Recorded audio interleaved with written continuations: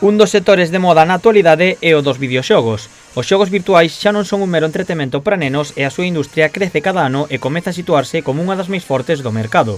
O Instituto do Grove non é alleo a este sector e por elo, ao longo desta semana, está a organizar unha actividade de realidade virtual.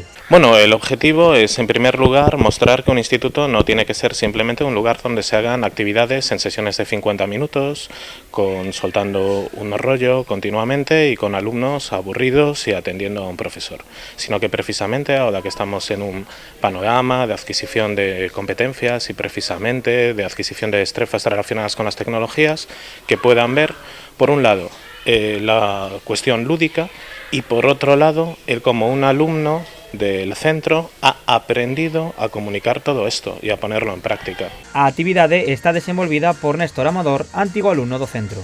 As actividades que montamos sempre en fin de curso son karaoke ou unha cousa así máis... Digamos, non é tan dinámico como isto.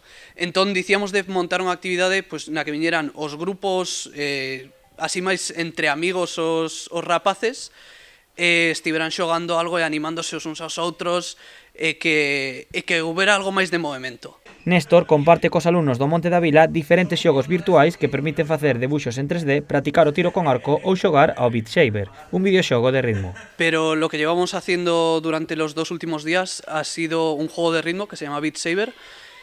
Tienes un mando azul, un mando rojo y te vienen cubos de colores y los tienes que cortar al ritmo de la música en la dirección de las flechas. Tienes que esquivar paredes, tienes que evitar bombas y básicamente es un juego de ritmo. Todos os alumnos da ESO probarán a realidade virtual ao longo desta semana e os que xa o fixeron gozaron coa súa xogabilidade. No sé, muy divertida. Ver cómo mis amigos lo hacían y a veces fallaban, entonces nos reíamos. Pues con 2 mandos teníamos que darle a cubos que venían hacia nosotros y esquivar paredes. Moi divertida, verdad? Ante o éxito da actividade, Javier Peteiro abriu a posibilidade de organizar un torneo para todos os públicos.